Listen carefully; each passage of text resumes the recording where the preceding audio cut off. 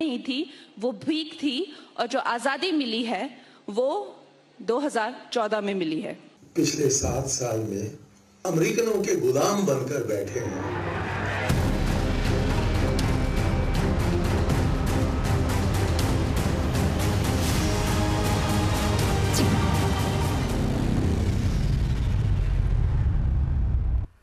नमस्कार, लोकशाही विशेषमध्ये मी विशाल पाटील आपल्या सगळ्यांचं स्वागत करतो। गेले काही दिवसांमधील काही वक्तव्य जर आपण पाहिली तर 2014 या वर्षाला खूप महत्त्व दिलं गेलेलं आहे। असं नेमकं काय घडलं या वर्षामध्ये आणि त्यानंतर वारंवार 2014चा उल्लेख का केला जातो? अगदी अभिनेत्री कंगना रनौत पासून काँग्रेसचे ज्येष्ठ नेते मणिशंकर अय्यर यांनीही 2014 या वर्षाचा आवर्जून उल्लेख केलाय। म्हणूनच आज आपण लोकशाही विशेषमध्ये याच विषयावरती चर्चा करणार आहोत। 1947 की 2014 या महत्त्वाच्या विषयावरती।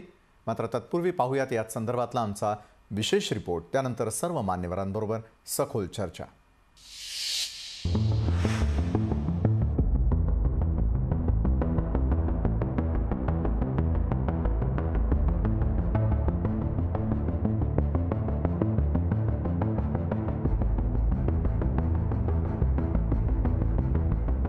देशाला स्वातंत्र्य केव्हा मिळालं असा प्रश्न कुणीही विचारला तर उत्तर मिळेल 15 ऑगस्ट 1947।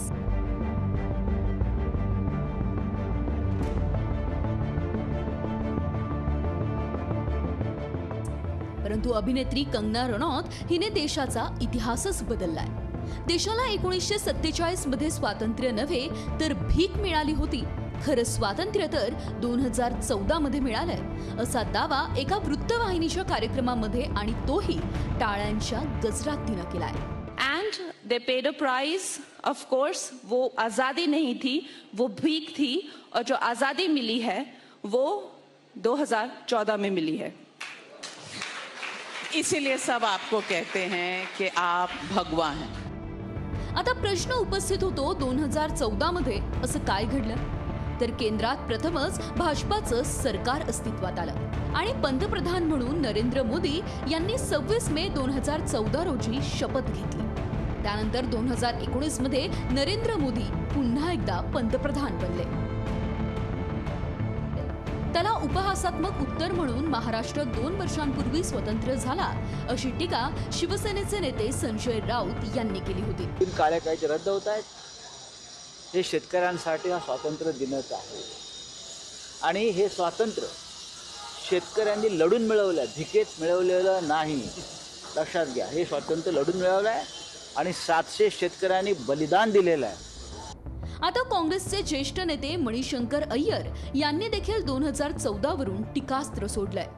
2014 पासून आपण अमेरिकेचे गुलाम झालोत। अब पिछले 7 साल में हम देख रहे हैं कि गुटनिरपेक्षता की तो बात ही नहीं होती है, कि शांति की बात ही नहीं होती है, कि अमेरिकनों के गुलाम बनकर बैठे हैं। थोडक्यात 2014 हे वर्ष लँडमार्क वर्ष ठरतंय, कारण त्यानंतर देशात अनेक घडामोडी होत गेल्या। नोटबंदी झाली, देशात जीएसटीची अंमलबजावणी सुरू झाली, जम्मू काश्मीरला विशेष दर्जा देणारं कलम 377 हे हटवण्यात आलं। आता मागे घेण्याची घोषणा करण्यात आलेले 3 कृषी कायदेही याच सरकारने बनवले। आता तर भारत 2014 नंतर अमेरिकेचा गुलाम बनला अशी टीका झाल्यानं नव्या वादाला तोंड फुटलंय एवढं मात्र नक्की। ब्युरो रिपोर्ट, लोकशाही न्यूज। आणि याच महत्त्वाच्या विषयावरती आज अधिक चर्चा करण्यासाठी आपण आमंत्रित केलेले आहेत सर्व गेस्ट, जे अगदी काही क्षणामध्ये आपल्यासोबत जोडले जाणार आहेत। ज्येष्ठ पत्रकार जयंत माइनकर यांच्यापासून आपण सुरुवात करूयात। जयंत माइनकर सर, आपण सातत्याने बघतोय की प्रत्येक गोष्ट बदलण्याचा प्रयत्न केला जातोय, प्रत्येक पक्ष त्यामध्ये उड्या घेताना आपल्याला दिसून येतोय, आणि मग त्यानंतर अशा प्रकारची वक्तव्य आल्यानंतर आता खरोखर देशाला स्वातंत्र्य कधी मिळालं यावरती चर्चा करण्याची वेळ आलेली आहे। 1947ला जे घडलं ते खरं स्वातंत्र्य की 2014 मध्ये जे घडलं ते खरं स्वातंत्र्य? बरं, प्रत्येक पक्ष एकमेकांना टार्गेट करताना दिसतोय, एकमेकांवरती टीका टिप्पणी करताना दिसतोय. मात्र खरा हा वाद सुरू झाला तो कंगना रनौतपासून. बरं, प्रत्येकाला आपलं मत व्यक्त करण्याचा लोकशाहीनं पूर्णपणे जरी अधिकार दिलेला असला तरी देखील इतिहास बदलण्याचा अधिकार हा सर्वसामान्यांना देण्यात आलेला आहे की काय? आणि जुना इतिहास पुसून टाकण्याचाही अधिकार हा सर्वसामान्यांना देण्यात आलेला आहे का? जयंत माइंडकर, आज या महत्त्वाच्या विषयावरती इतकी गहन चर्चा करावी लागते. खरं तर खंतही व्यक्त करावीशी वाटते की एकाच देशात अशा प्रकारचे दोन मतप्रवाह आणि ते फक्त आणि फक्त राजकारणासाठी असतील तर देशवासियांची यामध्ये चूक काय? ज्यांनी बलिदान दिलं त्यांची नेमकी चूक काय? जयंत माइंडकर. आपलं अँकरिंग करताना तू एक फार दोन वाक्य फार महत्वाची बोललास, अतिशय महत्वाची आहेत की ती म्हणजे इतिहास बदलण्याचा किंवा इतिहास पुन्हा लिहिण्याचा हा प्रयत्न आहे का? आणि होय, जेव्हा 1998ला पहिल्यांदा वाजपेयी सरकारला 182 जागा मिळाल्या तेव्हा संघ परिवाराला याची कल्पना होती की आपण हा इतिहास बदलू शकत नाही, कारण उर्वरित 90 जागांच्या करता आपण इतरांवर अवलंबून आहोत आणि ते 90 लोक ते ऍक्सेप्ट करणार नाही इतिहास बदलण्याचा प्रयत्न.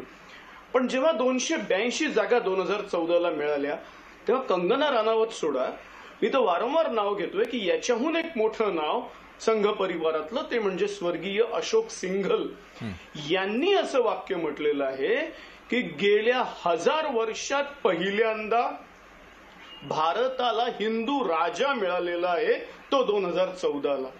अशोक सिंघलांचं संघ परिवारातलं महत्व, राम जन्मभूमी आंदोलनात त्यांचं योगदान हे आपल्याला सगळ्यांना माहिती आहे. म्हणजे कंगना राणावत हे माझ्या दृष्टीने अतिशय छोटं प्यादं आहे, त्याच्या पाठोपाठ विक्रम गोखले आहेत. प्रश्न असा आहे की ही संघ परिवारात चालत असलेली एक विचारधारा आहे की मुळात 47 साली म्हणजे नेहरू हिंदू नव्हते. नेहरू ते वाजपेयी, डॉक्टर मनमोहन सिंग यांच्यापर्यंत कोणीही हिंदूंचा विचार करणारे नव्हते. हिंदुत्ववादी हिंदूंचा विचार करणारेच होते, ते हिंदू पण नव्हते. मग हिंदू राजा पहिला कोण? तर अशोक सिंघलांच्या मते 282 खासदार झाल्यानंतर केवळ नरेंद्र मोदी. ही विचारधारा अगदी त्याच विचारधारेसारखी आहे जी विचारधारा असं म्हणते की 1948 साली नथुराम गोडसेंनी केलेलं कृत्य योग्य होतं. आणि दुर्दैवानी जो शब्द तू शेवटी वापरलास मला वाईट वाटतंय की याच्यावर आपल्याला चर्चा करावीशी वाटते. अगदी बरोबर आहे की दुर्दैवानी आपल्या देशात असे दोन भाग आहे आणि त्यातला एक भाग हे असं मानतो की ते 48 साली जे कृत्य केलेलं आहे ते कदाचित नाही, ते योग्य होतं. आणि त्याच प्रकारे तोच किंवा त्याचेच फॉलोअर्स हेही मानतात की खरं स्वातंत्र्य आता केव्हा मिळालं तर 282 खासदार त्या विशिष्ट परिवाराला संलग्न असलेले किंवा आता 2019ला त्या परिवाराशी डायरेक्ट संलग्न असलेले 303 खासदार आहेत. आणि म्हणून आता हे गेले 7 वर्ष हे खरं हिंदुत्वाचं राज्य आहे. हे कंगना राणावत माझ्या दृष्टीने केवळ प्यादं आहे. खरं तर मी याला महत्व देतो की याहून जास्त महत्वाचं वाक्य हे अशोक सिंघल बोललेले आहे. बरोबर आहे जयंत माइंडकरजी, आपण सखोल असलं विश्लेषण केलेलं आहे आणि नेमकं प्रकरण जे आपल्या प्रेक्षकांपर्यंत निश्चित पोहोचलेलं असणार आहे की आज आपल्याला ही संपूर्ण चर्चा का करावी लागते. काँग्रेस प्रवक्ता डॉक्टर राजू वाघमारे आपल्या सोबत आहे आणि भाजपचे प्रवक्ता राम कदम देखील अगदी काही क्षणात आपल्यासोबत जोडले जातील. डॉक्टर राजू वाघमारे यांच्यापासून मी सुरुवात करतो. देशाला स्वातंत्र्य कधी मिळावं या संदर्भामध्ये आज चर्चा करावी लागणं यापेक्षा दुर्दैव ते काय? म्हणजे आजपर्यंत 2014 पर्यंत देश पारतंत्र्यामध्ये होता हे जे मेन्शन करण्याचा प्रकार आहे यामागची नेमकी विचारधारा काय डॉक्टर राजू वाघमारे? कसं आहे विशालजी, याच्या पाठीमागची विचारधारा ही अशी आहे की आपण स्वतः या देशाच्या स्वातंत्र्यासाठी कुठेही नव्हतो, आपला सहभाग कुठेही नव्हता. त्या स्वातंत्र्य मिळवायला त्यावेळी ना RSS होता ना जनसंघ होता. हे सगळे त्यावेळी ब्रिटिशांच्या मांडीवर बसले होते आणि जे शहीद झालेले क्रांतीवीर आहेत त्या क्रांतीवीरांच्या खबर, त्या क्रांतीवीरांच्या बातम्या इंग्रजांना देऊन कसं पकडता येईल यासाठी प्रयत्न करत होते. अशा लोकांचा हा मतप्रवाह आहे की देशाला स्वातंत्र्य त्यावेळी मिळालं नाही. कारण देशाला स्वातंत्र्य त्यावेळी मिळालं त्यावेळी जो राष्ट्रध्वज होता त्या राष्ट्रध्वजाला पण विरोध करणारे हेच लोक होते RSS आणि जनसंघ भाजपचे लोक. हेच लोक संविधानाला विरोध करणारे होते, जनसंघ, RSS आणि भाजपचे लोक, आणि हेच लोक पूर्णपणे देशाच्या स्वातंत्र्याच्या विरोधात होते. त्याच्यामुळे आपण त्यावेळी देशाच्या स्वातंत्र्य लढ्यात नव्हतो. आजच्या तरुण पिढीला आपण जे देशभक्तीची गाणी बोलून दाखवण्याचा प्रयत्न करतोय की आम्ही किती देशभक्त आहोत, आज या तरुण पिढीला ज्यावेळी आम्ही हे दाखवतो त्यावेळी त्यांनी ज्यावेळी विचारलं जाईल की तुम्ही कुठे होतात, तुमच्या पक्षाचे लोक कुठे होतात, तुमच्या संघटनेचे लोक कुठे होतात, त्याची उत्तरं द्यायला यांच्याकडे अजिबात जागा नाही आहे. आणि त्याच्यामुळे हा प्रकार केला जातो. बरं डॉक्टर राजू वाघमारे, मात्र कंगना रनौतनं केलेलं वक्तव्य आणि त्यापासूनच त्याची खऱ्या अर्थानं सुरुवात झाली. त्यानंतर मणिशंकर अय्यर यांनी देखील या संदर्भातलं वक्तव्य केलं. जयंत माइनकर यांनी जसं उदाहरण दिलं की सिंघल यांनी केलेलं वक्तव्य देखील त्याहीपेक्षा भयंकर आहे. याच देशामध्ये राहून याच देशाच्या विरोधामध्ये अशा प्रकारची वक्तव्य करणं हे आत्ताच नेमकं का सुचताना दिसतंय. अशा वक्तव्यांनी देशवासीय भडकू शकतात, अनेकांच्या भावना दुखावल्या जाऊ शकतात, याची कुणालाही चिंता नाही आहे का? मग अशा प्रकारची राजकीय वक्तव्य हे एखाद्या अभिनेत्रीनं करणं आणि त्याला अवाजवी महत्त्व देणं. डॉक्टर राजू वाघमारे, कसं आहे की त्या अभिनेत्रीला जी पद्मश्री दिलेली आहे त्या पद्मश्रीचं मोल ती अभिनेत्री अशा प्रकारची वक्तव्य करून चुकवत आहे, त्यांनी त्याला पद्मश्री दिलेली आहे. त्याच्यामुळे अशा प्रकारच्या या अभिनेत्यांचा आणि गोखले सारख्या अभिनेत्यांचा वापर करायचा, समाजामध्ये द्वेष, दुफळी निर्माण करायची, लोकांच्या मनात संशय निर्माण करायचा आणि आपल्या जे उखळ आहे ते पांढरं करायचा प्रयत्न करायचा, हा त्याच्या पाठीमागचा उद्देश आहे. नाहीतर कंगना राणावत सारखी अभिनेत्री, तिचं शिक्षण किती आहे ते मला स्वतःला माहित नाही. त्याच्यामुळे अशा प्रकारची जी अभिनेत्री आहे ती ज्यावेळी अशा प्रकारचं बोलते आणि काही मीडिया तिला डोक्यावर घेऊन नाचतात आणि त्याच्यावर आपल्याला वक्तव्य करायला लावतात, त्याचाच अर्थ असा आहे की या लोकांच्या पाठीमागे राहून या देशामध्ये आपली मतं कशी रुजवता येतील, या देशामध्ये द्वेष कसा पसरवता येईल, ज्या देशासाठी स्वातंत्र्य सैनिकांनी आपले संसार उधळले, रक्त सांडलं, शहीद झाले, त्यांच्या त्या सर्व कारनाम्याला हरताळ कसा फासता येईल. कारण जर तुम्ही स्वातंत्र्याला हरताळ फासलात, जर तुम्ही स्वातंत्र्याला कमी लेखलं तर मग तुमच्या पुढची जी देशाची प्रगती जी तुम्ही केली स्वातंत्र्य घेऊन, ती प्रगती ही त्या प्रगतीला काही मोल राहणार नाही. अशा प्रकारचं हे गणित आहे. बरोबर, प्रगती जी केलेली आहे ती मातीमोल करण्याचा तर हा प्रयत्न नाही. नक्कीच. डॉक्टर राजू वाघमारे, आपल्याकडे पुन्हा एकदा येईल. भाजपचे प्रवक्ता राम कदमही आपल्यासोबत जोडले गेले आहेत. राम कदम यांना मला थेट प्रश्न करायचा आहे. आज आपल्याला 2014 की 1947 या विषयावरती चर्चा करावी लागते. 2014 या वर्षाला इतकं महत्त्व का दिलं जात आहे? म्हणजे आजपर्यंत 2014 पर्यंत खरोखर देश पारतंत्र्यामध्ये होता. राम कदम. बघा विशाल, कोणत्याही अभिनेत्रीच्या आक्षेपार्ह विधानाचं आम्ही समर्थन केलंय, तर समर्थन करण्याचा काही प्रश्न उद्भवत नाही. तर त्याच्यामुळे ते त्यांचं ते व्यक्तिगत विधान आहे. पण एक गोष्ट मात्र स्वीकारावी लागेल की जे आम्ही नाही म्हणत आहे, या ठिकाणी काँग्रेसचे आमचे मित्र प्रवक्ते राजू वाघमारे जे आहेत तेही स्वीकारतील की त्यांचे ज्येष्ठ नेते मनीष तिवारी यांचं पुस्तक, त्या पुस्तकात मनीष तिवारी असं म्हणतात की 26/11 ज्यावेळेस घडलं 2008 साली मुंबईमध्ये, पाकिस्ताननं तो केलेला एक कट होता, हल्ला होता. महाराष्ट्रात आणि देशात काँग्रेसचं सरकार हातावर हात ठेवून निवड असल्यासारखं बघत राहिलं, कोणतीही कारवाई केली नाही. हे मी नाही म्हणत आहे. काँग्रेसचे नेते मनीष तिवारी पुढे जाऊन असं म्हणतात की मोदी सरकारनं मात्र उरी आणि पुलवामा, म्हणजे उरीचा हल्ला झाला 18 सप्टेंबर 2016 मध्ये, बरोबर 10 दिवसात म्हणजे 28 सप्टेंबरला पाकिस्तानला त्यांच्या भाषेत धडा शिकवला. पुलवामा झालं 14 फेब्रुवारी 2019ला, बरोबर 12 दिवसात म्हणजे 26 फेब्रुवारीला पाकिस्तानला अशी काही आपण चपराक दिली की पाकिस्तान नंतर उठूच शकला नाही, अशी ही 2 उदाहरणं आहेत.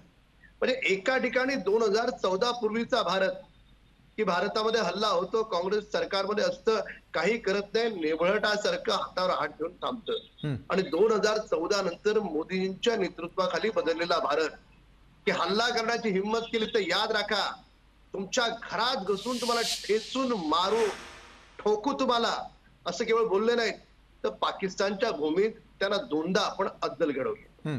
आणि साधारणतः आपला सैनिक तिथे अडकला तर त्याला पकडून ठेवण्याची, बंदी करण्याची पद्धत होती. पण 2014 नंतर बदललेला भारत असा आहे की 24 तासाच्या आत आपल्या एका साहसी सैनिकाला पाकिस्तानला गुडघे टेकत भारताला परत करावं लागलं. आता व्याख्या काय करायची विशाल तुम्ही करा, पण 2014 पूर्वी असा भारत होता का? काय उत्तर यायचं?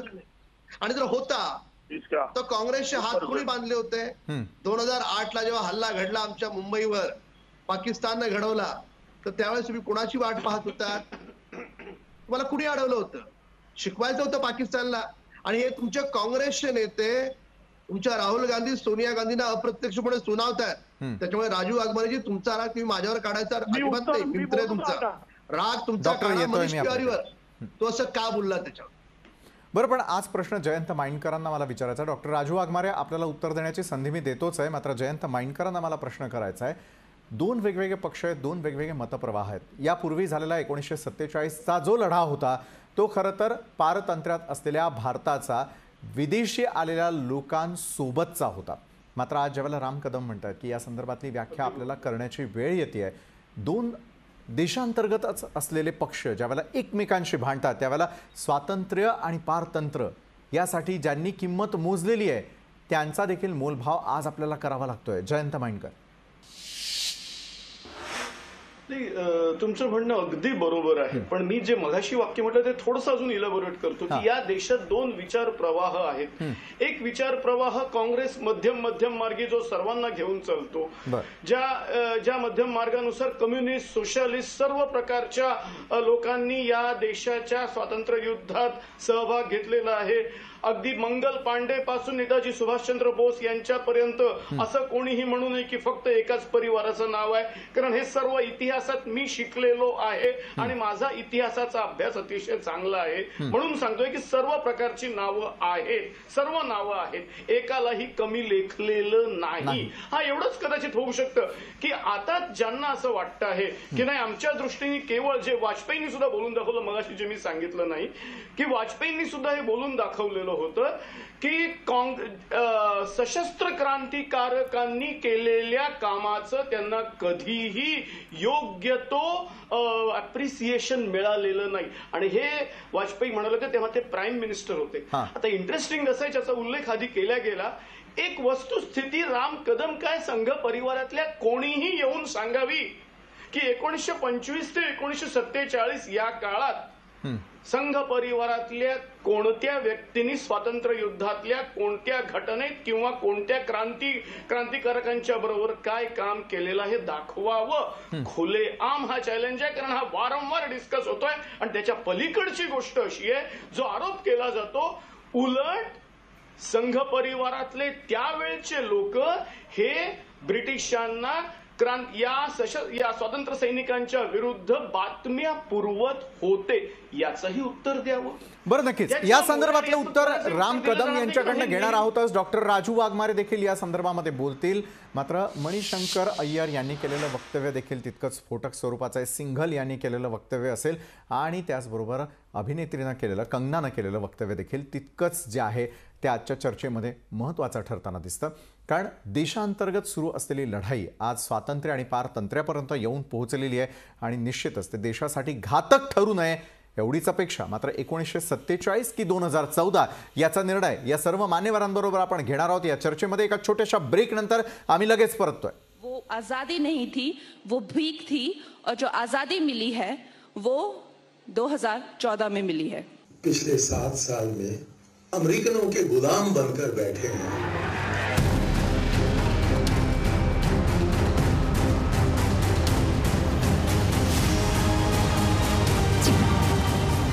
ब्रेक नंतर 1947 की 2014 यावेळी स्वातंत्र्य मिळालं. कारण आजपर्यंत इतिहासामध्ये आपल्याला सगळ्यांना माहिती आहे की स्वातंत्र्य नेमकं कधी मिळालं आणि यावरती अनेकांनी प्रश्नपत्रिकेमध्ये उत्तरं लिहिल्यानंतर त्यांना मार्क्सही मिळाले. मात्र आज ज्यावेळेला कंगना रनौत अशा प्रकारचं वक्तव्य करते त्यावेळेला इतिहास ती का बदलवतीये? कंगना रनौत स्वतःहून हे बोलतेय की तिचा बोलवता धनी कोणीतरी वेगळा आहे. या अनुषंगाने देखील चर्चा ही आज आपल्याला अपेक्षित आहे. या संदर्भात अधिक चर्चा करण्यासाठी आज आपण आपल्या चर्चासत्रात या ठिकाणी आमंत्रित केलेले भाजपचे प्रवक्ता राम कदम, ज्येष्ठ पत्रकार जयंत माइंडकर आणि काँग्रेसचे प्रवक्ता डॉक्टर राजू वाघमारे देखील आपल्यासोबत या चर्चासत्रामध्ये जोडले गेलेले आहेत. थेटपणे डॉक्टर राजू वाघमारे यांना मला पुढचा प्रश्न खरं तर करायचा आहे. डॉक्टर, जर विचार करायला गेलो आपण तर कंगना रनौतला आज अशा प्रकारचं वक्तव्य करण्याची वेळ का येते? इतिहास तिला का बदलवावा असा वाटतो? खरोखर हे तिचं वक्तव्य आहे की इतर कुणी हे वक्तव्य तिच्याकडून वदवून घेत आहे?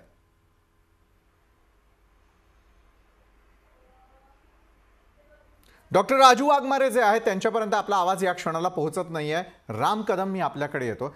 मणिशंकर अय्यर यांचं तर म्हणणं आहे की देशाला खऱ्या अर्थानं जे आहे स्वातंत्र्य फार आधी मिळालेलं होतं. 2014 नंतर पारतंत्र्यात गेलेलो आहोत कारण अमेरिकेची गुलामी ही पंतप्रधानांनी पत्करलेली आहे, असं म्हणणं आहे मणिशंकर अय्यर यांचं. राम कदम. मणिशंकर अय्यर यांना जर या देशात गुलाम असल्यासारखं वाटत असेल आणि या काँग्रेसवाल्यांना काय झाले कळत नाही, खातात भारताचं पण गुणगान परदेशाचं घालतात. बरं, म्हणजे हे विधान करत असताना आपण आपल्या भारत मातेचा कुठेतरी अप्रत्यक्षपणे अपमान करतोय याची देखील यांना जाणीव राहत नाही. हे दुर्दैव आहे. या ठिकाणी हे उत्तर देत असताना त्यांना पाकिस्तानमध्ये जाऊन राहायचं असेल, खुशाल जाऊन राहावं, जिकडे आवडत असेल तिकडे खुशाल जाऊन राहावं. जर गुलामासारखं तुम्हाला इथे वाटतंय, अडवलं कोणी तुम्हाला? काय विधान करतात राजकारणासाठी, स्वतःच्या घाणेरड्या राजकारणासाठी, याचं तरी काँग्रेसवाल्यांना भान आहे का? आणि दुसरा मुद्दा या ठिकाणी, माइंडकर चांगले विचारवंत आहेत पण संघाविषयी त्यांची अशी विचारधारा काय कोणास ठाऊक. एक दिवस खरंच संघाच्या शाखेत या. तुमचा इतिहासाचा अभ्यास चांगला आहे, मला मान्य आहे, पण संघाविषयीचा अभ्यास हा तुमचा व्यक्तिसापेक्ष आहे, तो तुम्हाला नीट करण्याची आवश्यकता आहे. वंदनीय पूजनीय डॉक्टर हेडगेवारांपासून गोलवरकर गुरुजींपर्यंत अनेकांनी या देशाच्या स्वातंत्र्यासाठी कधीही, ज्याला आपण प्रकाश झोतात म्हणतो, प्रकाश झोतात न येता तुरुंगवासापासून अनेक गोष्टी झेललेल्या आहेत, सहन केलेल्या आहेत. पण संघ ही एक अशी संस्था आहे की ती काम तर समाजासाठी करते, देशासाठी करते, पण काम करत असताना कुठेही कॅमेरा समोर येऊन इतरांपर्यंत त्याचा फार काही मोठा बाऊ करत नाही. ही गोष्ट आपल्याला लक्षात घेतली पाहिजे. त्याच्यामुळे कधी संघाचं स्वातंत्र्यात योगदान काय याची चर्चा आपण विचार जरूर ठेवा. मलाही बोलवा, माइंडकरांनाही बोला, वेळ थोडा अधिक द्या. मी सगळे संदर्भ की 1924चा त्याने विषय उल्लेख केला, 1924 ते 1947 पर्यंत डॉक्टर हेडगेवारांपासून म्हणजे खिलाफत चळवळीमध्ये कशा पद्धतीने तुरुंगवास, त्याच्यानंतरचा क्रम कसा संघाचे पुढे हे सगळे मी मांडले. नक्कीच यावरती एक वेगळी चर्चा निश्चितच आपण करूयात आणि त्यावेळेला याच प्रवक्त्यांबरोबर आपण चर्चा करूया. डॉक्टर राजू वाघमारे, मी आपल्याकडे येतो. मणिशंकर अय्यर यांनी केलेल्या वक्तव्यासंदर्भातला मी प्रश्न राम कदम यांना विचारलेला होता, मात्र त्यांनी दिलेलं उत्तर आपण ऐकलेलं असू शकतंय. मात्र एका बाजूला कंगना रनौत देखील ज्या वेळेला देशासंदर्भामध्ये बोलते त्यावेळेला मात्र देशाचा अपमान होत नाही का? तिला जर देशामध्ये राहण्याचा या ठिकाणी त्रास होत असेल तर तिनेही बाहेर निघून जावं असं म्हणावं लागेल का? डॉक्टर राजू वाघमारे, कंगना रनौत हिला इतिहास का बदलावा असं वाटतं? स्वातंत्र्य दिनाची आणि त्याचं वर्ष आणि तारीखही का बदलावीशी वाटते? डॉक्टर राजू वाघमारे. मी मगाशीच सांगितलं, कंगना रनौतला हे बदलावं वाटतं कारण तिला जी पद्मश्री ज्यांनी दिलेली आहे, ज्या भाजप सरकारने दिलेली आहे, त्या पद्मश्रीची किंमत तिला चुकवायची आहे. मग ती किंमत ती कशी चुकवणार आहे? तर अशा प्रकारची वक्तव्य करून. आणि मगाशी जे आमदार राम कदम साहेब जे म्हणत होते की मोदींनी 2 दिवसामध्ये 10 दिवसामध्ये पाकिस्तानला धडा शिकवला. अहो, काँग्रेसच्या राज्यात ज्यावेळी काळामध्ये जेवढा धडा पाकिस्तानला शिकवला तो कोणीच नाही शिकवला. आम्ही लाहोर पर्यंत तयारी केली होती, पुढे जाऊन हजारो सैनिकांना नंतर शरण आलेल्यांना सोडून दिलं.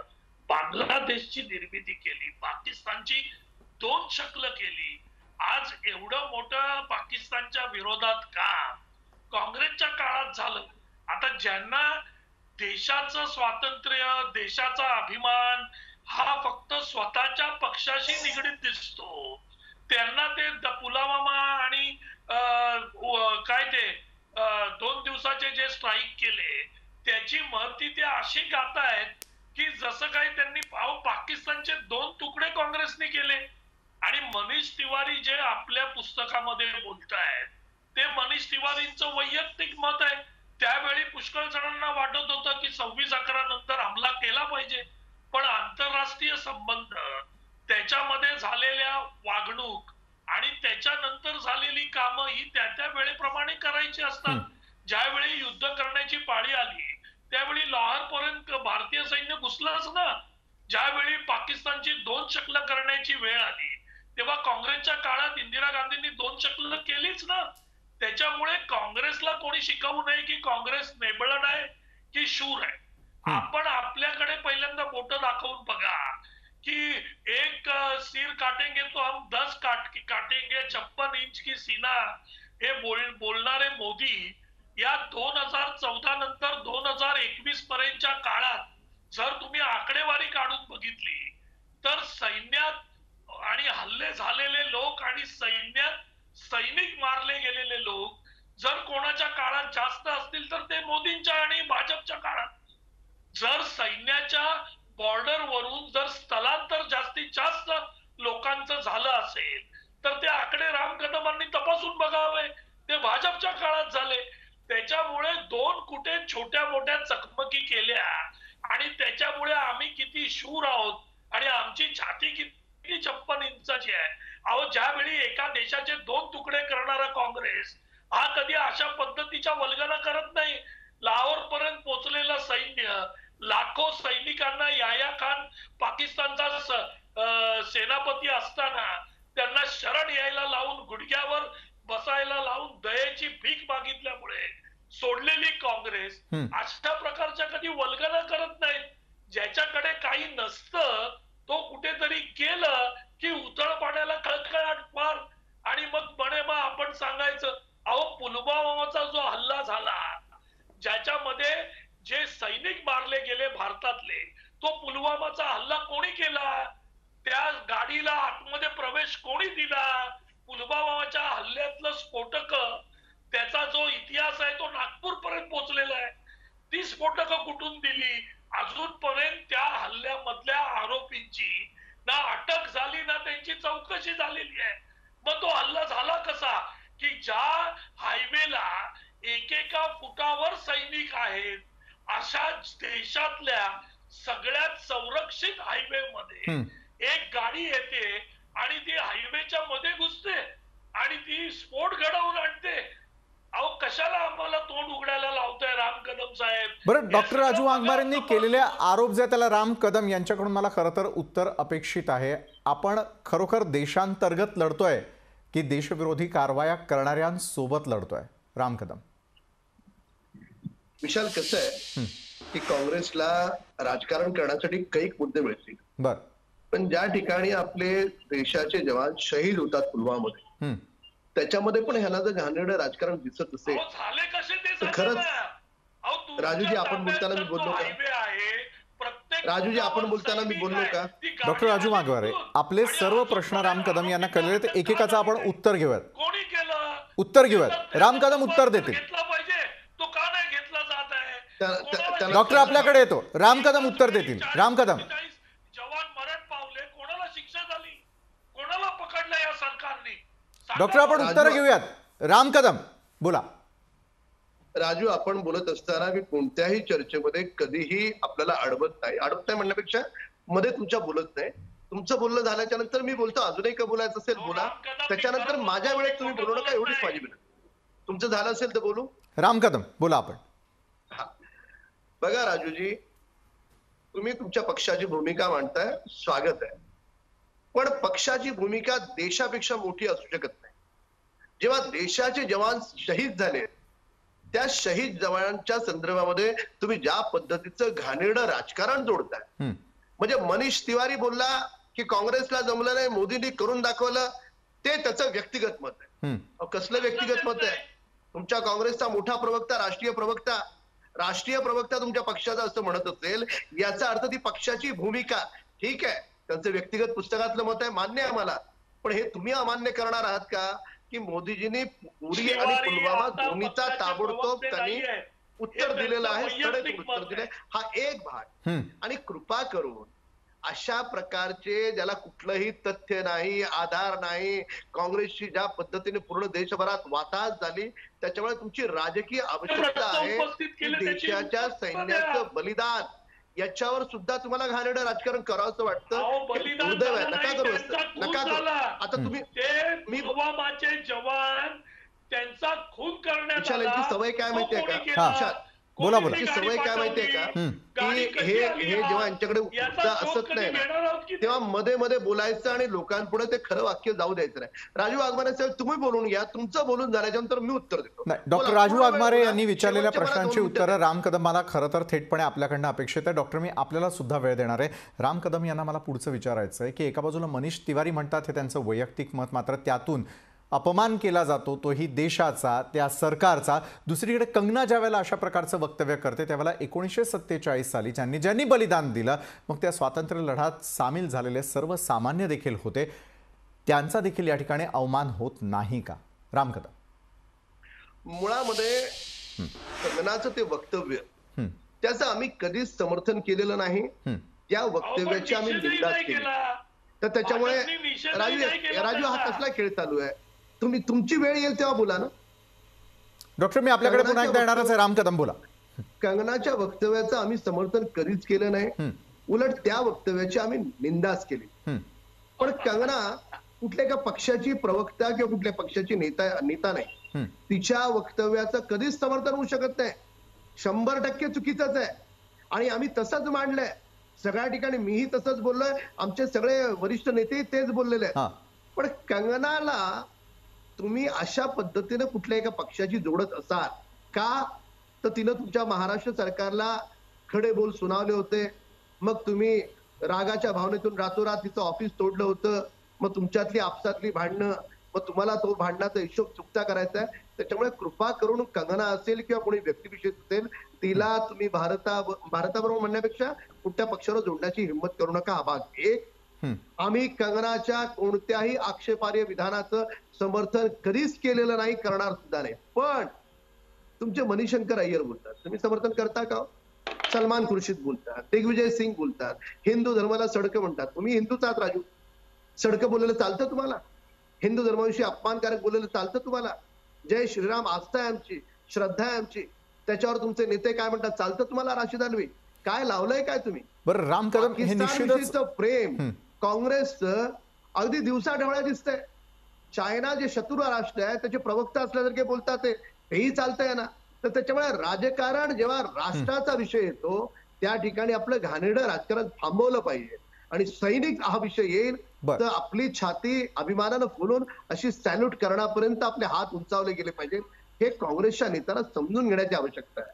पण दुर्दैव आहे की पुलवामामध्ये जे सैनिक, ज्या आईनं आपला मुलगा गमावला, ज्या आमच्या बहिणीने नवरा गमावला, त्यांच्या दुःखात सुद्धा हे घाणेरडं काँग्रेसवाले राजकारण शोधतात. 26/11 काही करू शकला नाहीत. देशासमोर हात जोडून माफी मागा, होय आम्ही चुकलो, कसली तुम्ही प्रत्युत्तर देता या ठिकाणी? राम कदम, निश्चित आपल्याला जी प्रश्न डॉक्टर राजू वाघमारेंनी विचारलेली होती त्याची उत्तरं आपण दिली. अनेक प्रश्न आपण डॉक्टर राजू वाघमारे यांना देखील विचारलेली आहेत. मात्र शब्दामध्ये बोलणार नाही. नक्कीच महाराष्ट्र पाहतोय. नक्कीच अवघा महाराष्ट्र या क्षणाला पाहतोय आणि याच महत्वाच्या विषयावरती म्हणजे 1947 की 2014. मात्र या 2014 या वर्षाला इतकं महत्व का दिलं जातंय, या अनुषंगाने देखील या सर्व मान्यवरांबरोबर आपण चर्चा करणार आहोत. एका छोट्याशा ब्रेक नंतर आम्ही लगेच परततोय. वो आज़ादी नहीं थी, वो भीख थी, और जो आज़ादी मिली है वो 2014 में मिली है. पिछले 7 साल में अमेरिकनों के गुलाम बनकर बैठे हैं.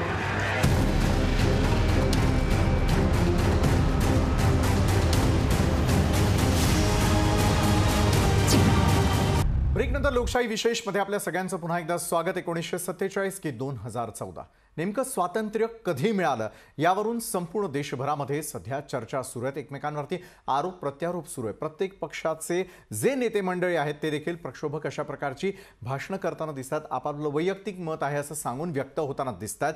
मात्र अशा प्रकारची चर्चा आज देशामध्ये का केली जाते? ज्येष्ठ पत्रकार जयंत माइनकर आपल्याकडे येतो। 2014 या वर्षालाच इतकं महत्त्व का दिलं जातंय? 2024च्या निवडणुका येत आहेत आणि त्यामुळे पुन्हा एकदा अशा प्रकारचे प्रश्न उपस्थित केले जाऊ लागलेले आहेत का? जयंत माइनकर, आपण ऐकलं असेल काँग्रेस प्रवक्त्यांनी काँग्रेसची बाजू मांडली, भाजप प्रवक्त्यांनी भाजपची बाजू मांडलेली आहे। मात्र प्रत्येक नेता हा तशा प्रकारची वक्तव्य करतोय, या वादामध्ये उडी देखील घेताना दिसतोय आणि त्यामुळे आज खरं तर आपल्याला ही चर्चा करावीशी वाटते। मात्र 2014 हेच साल केंद्रस्थानी का? याचं कारण मगाशीच पहिलं उत्तर दिलंय की 2014ला संघ परिवारातील एक राजकीय पक्ष that is Bharatiya Janata party 282 जागा घेऊन सत्तेवर आला। ही पहिली वेळ, कारण त्याच्या आधी 182 सदस्य होते किंवा 183 वाजपेयी होते तेव्हा नव्हतं। आणि मी जर आपली परवानगी असेल तर केवळ मणिशंकर अय्यर यांच्या वक्तव्याचं यावेळेस आता फक्त आपण अनालिसिस करूया। मुळात असं आहे की नेहरूंच्या पासून जो संघ परिवाराला बऱ्याच प्रमाणात किंवा संपूर्णपणे अभिप्रेत नसलेला एक राजकीय मतप्रवाह आपण असं म्हणूया की नेहरूंनी आणि पुढे इंदिरा गांधींच्या काळात सुद्धा आपला देश हा सोव्हिएत युनियनच्या बाजूनी असायचा ही वस्तुस्थिती आहे। म्हणजे फिडेल कॅस्ट्रो किंवा यासर अराफात पॅलेस्टाईनचे यांच्याविषयीची भारताची भावना आणि या दोघांच्याच विषयीची अमेरिकेची भावना वेगळी असायची ही वस्तुस्थिती आहे। आपले आणि इस्रायलचे संबंध केव्हा जर का तयार झाले, जेवढा मी इतिहासाबद्दल बोलतो तेवढाच मी राज्यशास्त्राबद्दलही बोलू शकतो, तर आपल्याला 1991 पर्यंत यायला लागेल। तोपर्यंत आपले कसे संबंध होते हाही एक प्रश्न आहे। त्याच्यामुळे आपली जी काही स्टाईल होती ते एक प्रकारे नेहरूंनी आपला थोडंसं डाव्या बाजूचे सोव्हिएत युनियनशी आपली जवळीक होती। आणि मगाशी जे 1971चा उल्लेख झाला, आपण बांगलादेश केला, त्यावेळेला अमेरिकेचं 7वं आरमार जेव्हा आपल्याकडे येऊ घातलेलं होतं त्यावेळेला सोव्हिएत युनियननीच इशारा दिलेला होता। त्याच्यामुळे सोव्हिएट युनियन आपला एक प्रकारे मित्र होता। 1991ला सोव्हिएट युनियनचं डिव्हिजन झाल्यानंतर आणि ग्लोबलायझेशनमुळे एक प्रकारे अमेरिका हाच एक प्रकारचा ओनली वन बॉस बनल्यानंतर काही प्रमाणात थोडंसं अमेरिकेकडे इकॉनॉमिकली जाणं आवश्यक होतं। पण याचं पूर्णपणे श्रेय संघ परिवार स्वतःकडे घेऊ शकत नाही। याचं कारण वाजपेयींच्या काळात जेव्हा 5 आपण ते काय न्यूक्लिअर ब्लास्ट केले त्याच्यानंतर अमेरिकेने मोठ्या प्रमाणात इकॉनॉमिक सँक्शन्स लावलेले होते आणि त्यानंतर मनमोहन सिंग आल्यानंतर हे इकॉनॉमिक सँक्शन्स त्यांच्या प्रयत्नांमुळे हळूहळू कमी झाले। पुन्हा 2014ला संघ परिवाराने अगदी आपल्याला अभिप्रेत असलेलं, कारण डाव्या विचारसरणीपासून फटकून राहण्याकरता रशियापासून पूर्णपणे फारकत घेऊन अमेरिकेशी पूर्णपणे जवळीक साधणं। आणि आपण मध्यंतरी 2014 ते 2019 या काळात जेव्हा जेव्हा मोदी गेलेले आहेत त्यातला एक पूर्ण उल्लेख आला होता की 9 दिवस ते न्यूयॉर्क किंवा वॉशिंग्टनमध्ये राहिलेले होते। त्या प्रकारे त्यांनी हा प्रयत्न केलेला। एका प्रश्नाचं उत्तर त्यांनी कधी दिलं नाही की एवढे दिवस तुम्ही अमेरिकेत राहिलात, तुम्ही मुळात किती बिझनेस आलेला आहे, किती इन्व्हेस्टमेंट एक्झॅक्ट आलेली आहे, त्याचं उत्तर त्यांनी अजून दिलेलं आहे की नाही माहिती नाही। पण एक वस्तुस्थिती, एक पॉलिसी म्हणून मी सांगतो की संघ परिवार हा नेहमी प्रो अमेरिका राहिलेला आहे आणि with due majority of now 303 आधी 282 आणि 303 नरेंद्र मोदी सरकार अगदी त्याच आधारे चालत आहे आणि डाव्या किंवा रशिया किंवा सोव्हिएट युनियनशी ते एक प्रकारे फटकून राहत। बरं, जयंत माइनकर, आपण पूर्णपणे जो आहे आंतरराष्ट्रीय स्तरावरती सुरू असलेल्या वाटाघाटी आणि त्याचा असलेला इतिहास हा स्पष्ट केला। डॉक्टर राजू वाघमारेंना मला पुढचा प्रश्न विचारायचा आहे। डॉक्टर राजू वाघमारे, दर 5 वर्षांनंतर सत्ता बदलते, सत्ता बदलल्यानंतर सत्तेच्या केंद्रस्थानी जो कोण व्यक्ती त्या ठिकाणी येतो त्यानुसार देशाची धोरणं बदलवणं देखील गरजेचं असतं, कारण आंतरराष्ट्रीय स्तरावरती होत जाणारे बदल, त्या ठिकाणी होणारे बदल हे प्रत्येक देशावरती देखील तेवढाच इम्पॅक्ट करताना दिसून येत असतात। आणि मग देशामध्येही सत्ता बदलली की सत्तेचं बदललेलं धोरणही त्या त्या काळानुसार बदलवावं लागतं। मात्र डॉक्टर राजू वाघमारे, जरी त्या ठिकाणी पूर्णपणे देशाचं धोरण बदलवलं जात असेल, देशाच्या योग्यतेसाठी जर ते बदलवलं जात असेल तरी देखील इतिहास बदलता येणं शक्य आहे का? आणि इतिहास बदलून खऱ्या अर्थानं धोरणं बदलता येतील का? डॉक्टर राजू वाघमारे आपल्यापासून सुरुवात करूयात. मी राम कदम यांच्याकडे लगेच जाणार आहे. डॉक्टर राजू वाघमारे,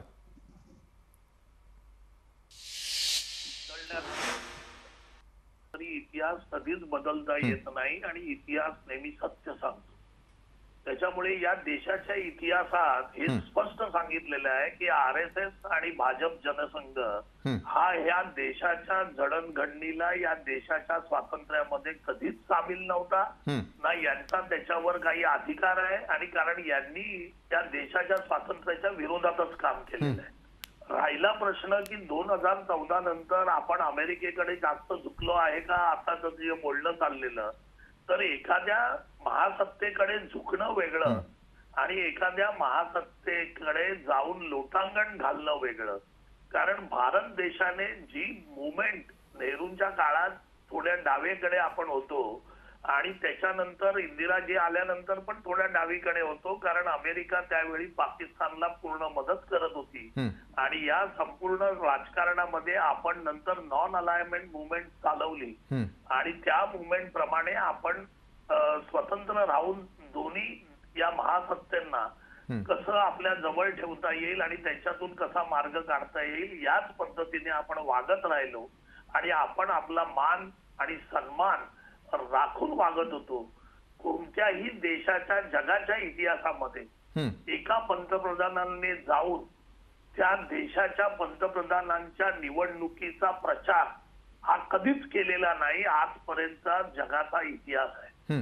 पण मोदींनी तो विक्रम तोडला आणि अमेरिकेचे पंतप्रधान डोनाल्ड ट्रम्प यांचा प्रचार ते करून आले, कारण ते एवढे त्यांच्या पायाजवळ गेले होते, एवढा त्यांचा पाठीचा कणा मोडला होता की त्यांनी तिकडे जाऊन त्यांचा प्रचार केला नव्हे तर भारतातही त्यांना आणून ट्रम्प यांचा प्रचार केला की जणू काही तेच आता निवडणुकीत निवडून येणार आहे. त्याच्यामुळे देशाची धोरणं बदलत असताना स्वतःचा निबळटपणा किती आहे, आपण किती वागतोय याचं भान न ठेवता देशाला कुठेतरी शर्मेने झुकावं लागत असेल तर हे 2014 नंतर, कारण मोदींकडूनच असं वक्तव्य आलेलं की बाबा त्यांच्या पक्षाकडून की मतलब हमें ये गर्व ऐसा निचला महसूस होता है कि हम भारत में पैदा हुए. कारण देशाचा सन्मान, देशाची प्रतिष्ठा, देशाची एक इब्रत ही धुळीला मिळवून आपण जर मान खाली वाकून जर वागत असू आणि आपण एखाद्या राष्ट्राच्या खूप जवळ जात असू तर आपण देशाचा सन्मान ठेवला पाहिजे. बरं डॉक्टर राजू वाघमारे, देशाचा सन्मान ठेवणं ही खरं तर प्रत्येकाची तितकीच मोठी जबाबदारी आहे. तुम्ही काय, मी काय, किंवा थेटपणे आपले पंतप्रधान असतील तर काय. राम कदम यांना मला प्रश्न करायचा आहे. राम कदम, एका बाजूला 1947 नंतर आपल्याला स्वातंत्र्य मिळालेलं आहे अशा प्रकारची इतिहासातली नोंद आहे. 2014 नंतर ते स्वातंत्र्य आत्ता कुठे मिळालेलं, तेव्हा भीक मिळालेली आहे. याचा संदर्भ फार वाईट आहे आणि देशाची प्रतिमा मलिन करणार आहे. त्यामुळे देश कधी स्वातंत्र्यात कधी पारतंत्र्यात, त्यापेक्षा देशाचा इतिहास न बदलावा यासाठी आपण सगळ्यांनी मिळून काय करायचंय. राम कदम, अगदी थोडक्यात. विशाल, मी 2 मुद्दे मांडतो की या ठिकाणी काँग्रेसचे प्रवक्ते जे म्हणतात की अमेरिकेमध्ये जाऊन आदरणीय पंतप्रधानांनी प्रचार केला, तर हे सगळे तर्क, ही माहिती त्यांना कोण देतो कुणास ठाऊक.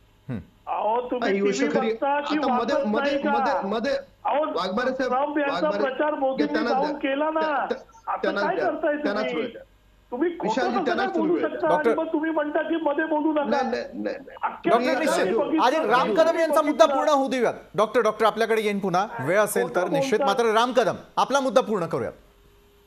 नाही, मी व्यक्तिविशेष बोलणार नाही, पण वाघमारे साहेब, मी तुमच्या कोणत्याही चर्चेत मध्ये बोलत नाही. तुम्हालाही वेळ देतील अँकर, त्यावेळेस बोला. मी काय बोलायचं ते तुम्ही तुमचं ऐकून मी ठरवायचं का मी काय बोलायचंय. राम कदम, मुळामध्ये तुमची माहिती अर्धवट. तुमच्या पोटातलं दुखणं खरं काय की तुमच्या म्हणजे पंतप्रधान देशाचे असतात, पण काँग्रेस पक्षाचे नेते जगभर गेल्याच्या नंतर त्यांना आतापर्यंत इतिहासात एवढी लोकप्रियता मिळाली नाही, लाखो लोकांची गर्दी जमली नाही. ती मोदीजींना का जमते हे तुमचं खरं दुःख आहे, तर स्पष्ट मांडा ना. तर त्याच्यामुळे असं गोलगोल जिलेबीसारखं फिरण्यात काय अर्थ आहे. महाराष्ट्राची जनता एवढी मूर्खी का दुःखी नाही की तुम्ही म्हणाल की मोदीजींनी ट्रम्पचा प्रचार केला तर जनतेला कळत नाही का? इथे माइंडकर जे आहेत विशाल आहेत त्यांना कळत नाही का? त्यामुळे लोकांना एवढं मूर्ख काँग्रेस पक्षाने समजू नये, हा पहिला मुद्दा. दुसरा मुद्दा की पुन्हा एकदा सांगतो, देशाला स्वातंत्र्य हे लाखो लोकांच्या बलिदानानंतर मिळालंय. अनेक लोक फाशीच्या तळावर चढले. तर त्याच्यामुळे कोणी अभिनेत्री येऊन म्हणत असेल तर तिच्या विधानाला काहीही किंमत नाही, निरर्थक विधान आहे, त्याची निंदा करावी तेवढं कमी आहे. तर त्याच्यामुळे हे अनेकदा आमचं बोलून झालंय. पण काँग्रेस पक्षाकडे आता मुद्दे नसल्यामुळे कुणाला तरी एका व्यक्तीला आमच्या पक्षाच्या सोबत असं गोल फिरवणं हे त्यांचं काम राहिलंय. पद्मश्री कुणाला दिली हो यावर्षी? मोदी सरकारच्या कालखंडामध्ये पद्मश्री किंवा जे काही राष्ट्रपती पुरस्कार आहेत हे अशा लोकांना दिले गेले, तळागाळातले असे चेहरे समोर आणले गेले की ज्या चेहऱ्यांना याच्या पुन्हा बोललात मध्ये काय अडचण काय? राम कदम मला फक्त अगदी थोडक्यात 30 सेकंद आपल्याकडे शिल्लक आहे, त्यामुळे राम कदम मी आपल्याला थेट प्रश्न विचारतो. इतिहास जर कोणी पुसण्याचा प्रयत्न करत असेल तर तो होऊ नये यासाठी काय केलं जावं आणि काय करणार आहात तुम्ही? राम कदम 30 सेकंद. मुळामध्ये इतिहास अशा कोणाच्या विधानामुळे पुसला जात नाही. काँग्रेसचे अनेक नेते किंवा काही नट अभिनेत्री स्वतःचं मार्केटिंग वाढवण्यासाठी अशा प्रकारचं विधान करतात. पण इतिहास हा आपला अतिशय ज्याला ज्वलंत अशी परंपरा आहे, लाखो लोकांच्या बलिदानाची, त्यांच्या समर्पणाची, त्यागाची परंपरा आहे. त्याच्यामुळे स्वतःचं मार्केटिंग करण्यासाठी काही काँग्रेसचे नेते काही नट अभिनेत्री विधान करत असतील तर त्या विधानामुळे इतिहास पुसला जाईल एवढा काही साधा छोटा इतिहास आपल्या निश्चितच आहे. भारत देश आहे, त्याला त्याची स्वतःची आपली एक ओळख आहे आणि त्याचा आपला स्वतःचा एक इतिहास आहे. त्यामुळे अशा प्रकारे 1947 की पुन्हा एकदा 2014 अशा प्रकारची चर्चा कुणाच्याही वक्तव्यांमुळे करावी लागू नये एवढीच अपेक्षा आहे. धन्यवाद डॉक्टर राजू वाघमारे. वेळेची कमतरता असल्यामुळे आपल्याकडे पुन्हा एकदा येता येणं शक्य नाही आहे. धन्यवाद जयंत माइंडकर आणि राम कदम या चर्चासत्रात तुम्ही आमच्यासोबत जोडला गेलात त्यासाठी. ज्यावेळेला अशा प्रकारची विधानं देशांतर्गतच केली जातात, मग ते अभिनेत्रीनं करू देत किंवा राजकारण्यांनी करू देत, मात्र देशाचा इतिहास हा येत्या पिढ्यांसमोर चुकीचा जाऊ नये एवढीच अपेक्षा. आणि त्यामुळे पुन्हा एकदा 1947 की 2014 अशा प्रकारचे मुद्दे कुणीही उपस्थित करू नये एवढीच अपेक्षा. आजच्या लोकशाही विशेषमध्ये वेळ झाली इथंच थांबण्याची. ताज्या घडामोडींसाठी पाहत राहा लोकशाही न्यूज.